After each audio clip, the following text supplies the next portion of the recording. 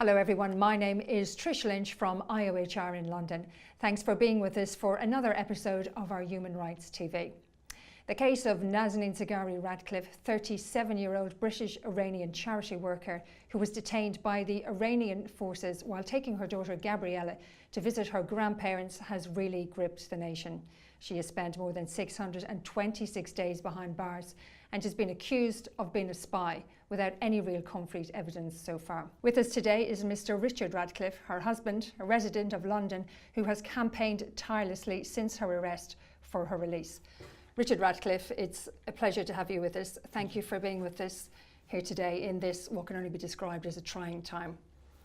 Now let me just set the record straight and talk about the Iranian propaganda, because they've said that your wife is a spy and yet there's no concrete evidence against her.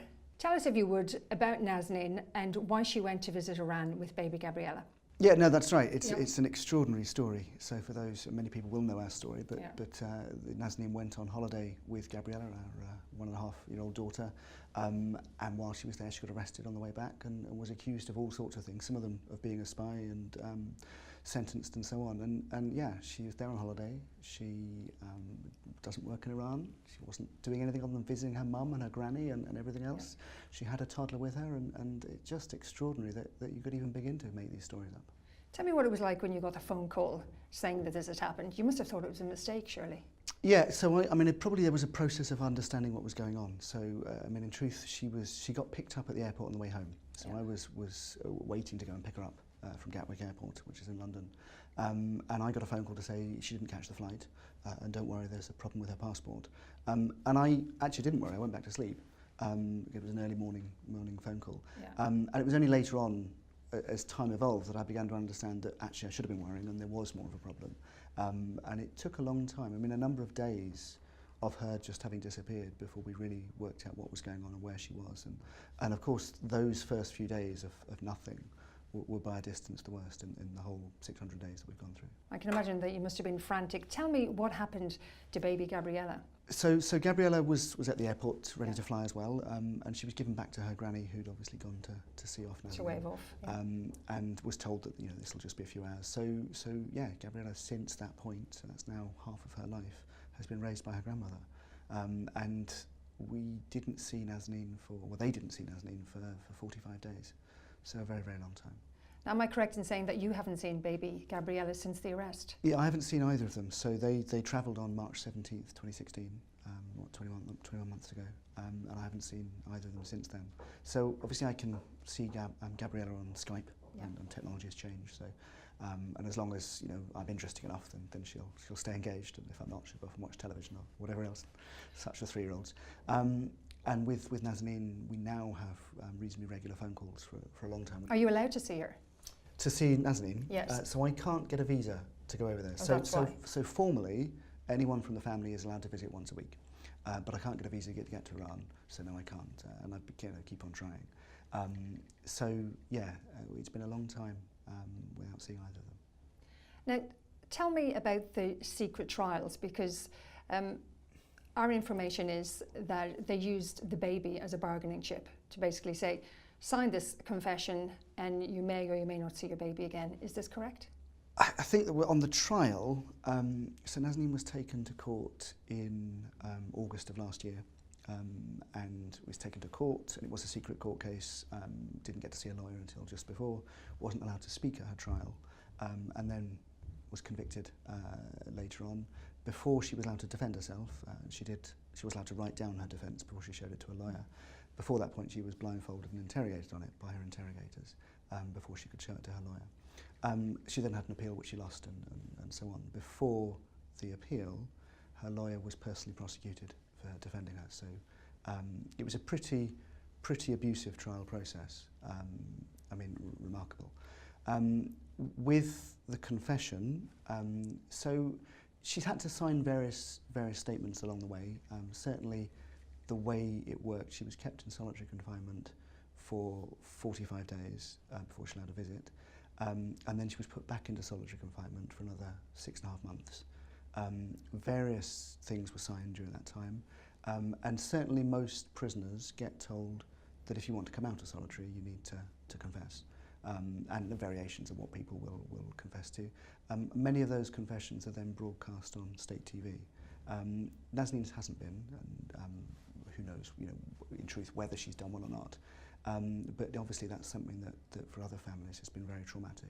Now, apart from the horrific amount of time in solitary confinement, what are the general conditions like on a day-to-day basis? So Nazanin's conditions have improved from when she was in solitary confinement. She following her appeal hearing, was moved into the general ward, and so just a regular prisoner, political prisoner. So the benefit there are that she's with other women. It's kind of like a bunk bed arrangement where there's sort of communal space. They can have cups of tea together. They do chores as to who does the cleaning and so on. And actually, there was a long time where she wasn't allowed to speak to me, but was allowed occasional visits. Gradually over time that's relaxed. So now, in fact, she's getting visits twice a week from Gabriella and her mum, so that Gabriella's granny.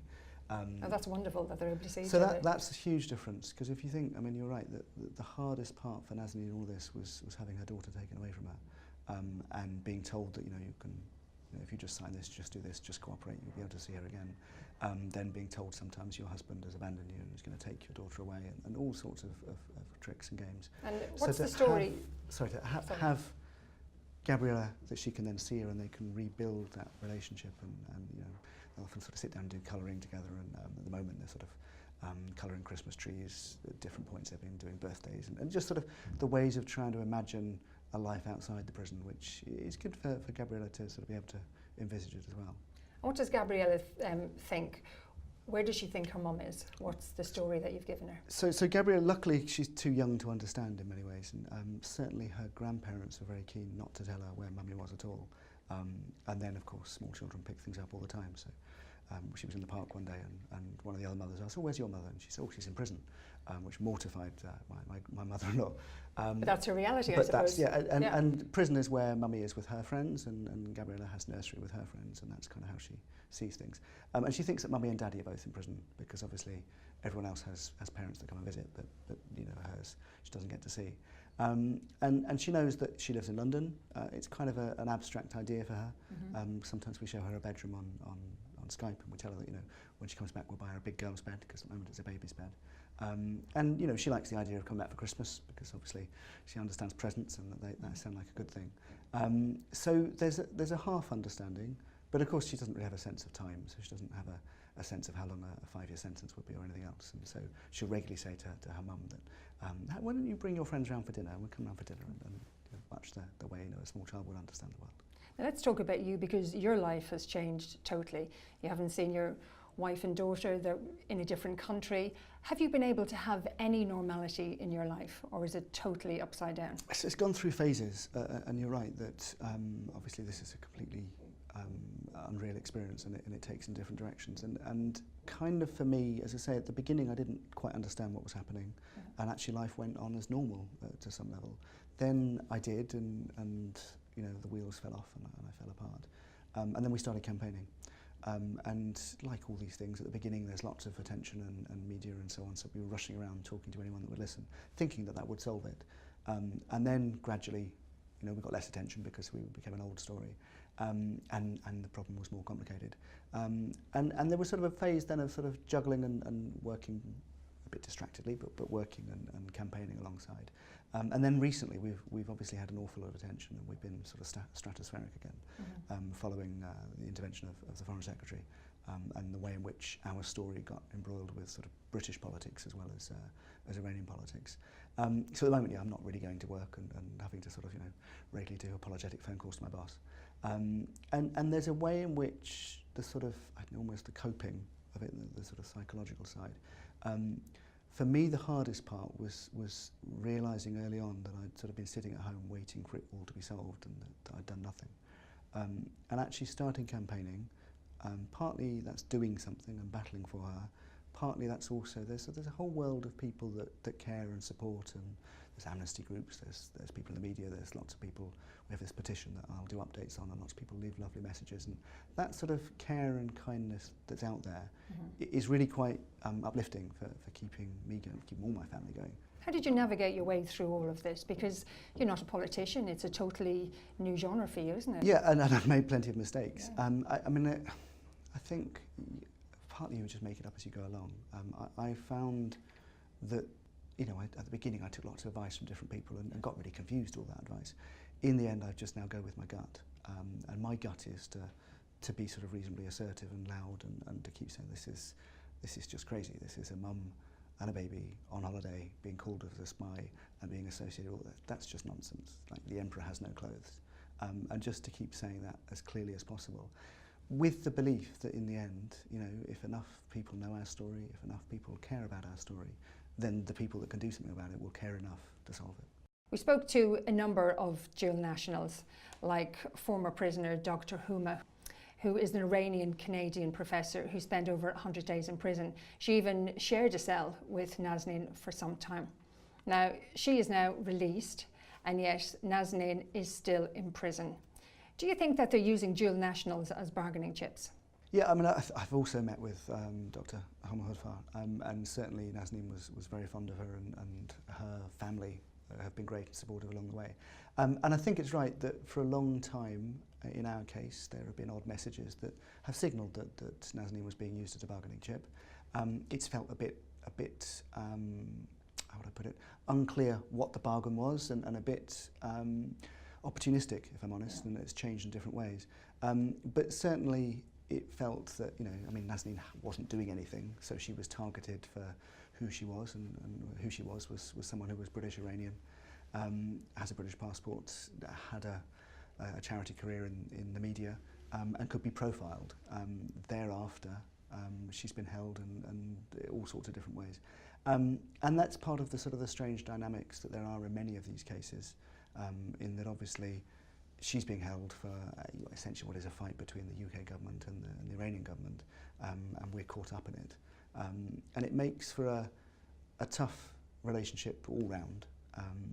I think it means it's quite hard to live through for the prisoner. So for Nazanin, knowing that, okay, she might be serving a long sentence, but it might be over tomorrow, depending on if other people off stage come to an understanding or not. Very hard to feel like any part of your life's not living in a waiting room. Now, sometimes the intervention by the government is a good thing, and sometimes it's a bad thing. And as we saw with Boris Johnson, really, it was a bad thing. And then it looks like he might have actually done some good. Yeah, I mean, I've always asked for the British government to do more and to do more publicly.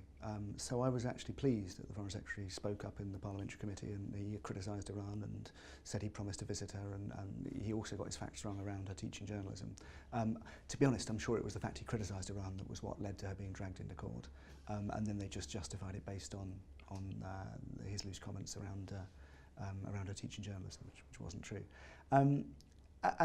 I think it is true that the British Foreign Office would always be of the view that it's a very sensitive relationship, that they're very suspicious of Britain and actually be careful for being closely aligned.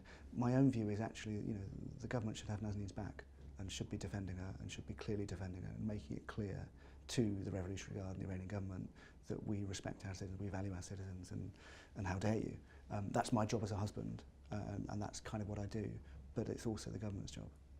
If you could turn back the clock and go back to the beginning, what would you do differently to try and speed things up? It's really hard to know. It's really hard to know what would have worked. I don't think any of us know what would have worked, and it can be quite hard to second guess yourself. So there's a way in which emotionally I don't try and rethink, there are things I've done wrong. What would I have done differently? I'm still broadly of the view that campaigning is the way to bring her home, and that I might have started it earlier, but I left it a month to give them time to solve it quietly. Also, there was a reasonable tension at the beginning between me and my father-in-law. My father-in-law would have been firmly of the view that quietly is the right way forwards, and the problem with making it public is you make it more complicated. I think... Was that a risk you were obviously willing to take?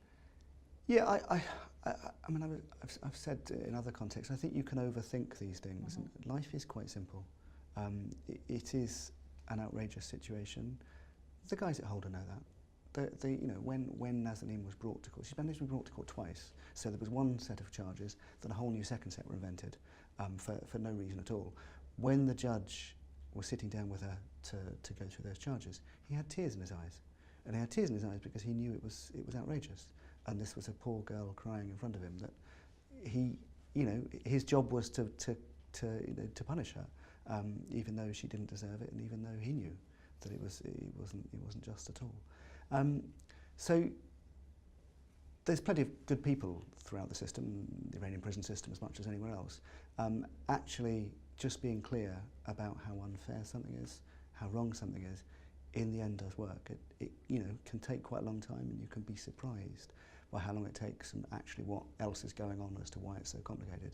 But I'm absolutely sure that it's important for her release that we campaign, and it's as much as anything important for her recovery afterwards that we've campaigned, that we've battled for her, and that she knows that all those people out there care.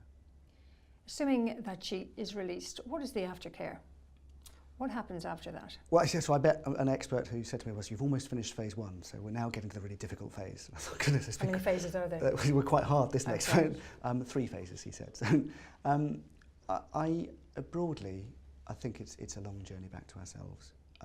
There will be, whenever the day comes, there's obviously a happy day, followed by lots of days of realising that, you know, life's moved on, that we haven't been together for however long, and it takes time to rebuild a marriage just in the prosaic sense, let alone with all this having gone on. My ability to understand what Nazanin has really been through will be very minimal.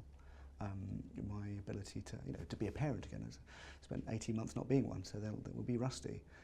So there's all the learning to get back to normal, the shadow of the past coming through, and all the post-trauma, which is best not to dwell on too much, but of course it's there. And I think one of the things that's important, on Nazanin's anniversary, so when she'd been in prison for a year, we did an event where we asked people if they had one day of freedom, what would they do? And they sent in ideas and messages. We hung them from a tree in our local park, but we also collected all the ideas.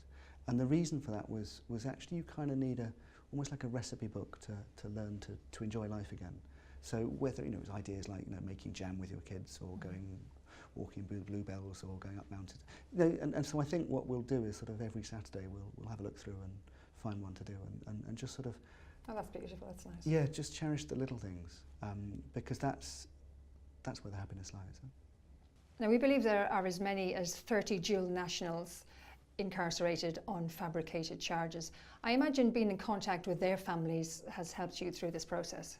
Yeah, no, that's right. There are many families, some public like us, some less public, some not public at all, and it's, in all of this, it's quite hard to know who to trust, if I'm honest, with the governments and I mean, even with the media and so on.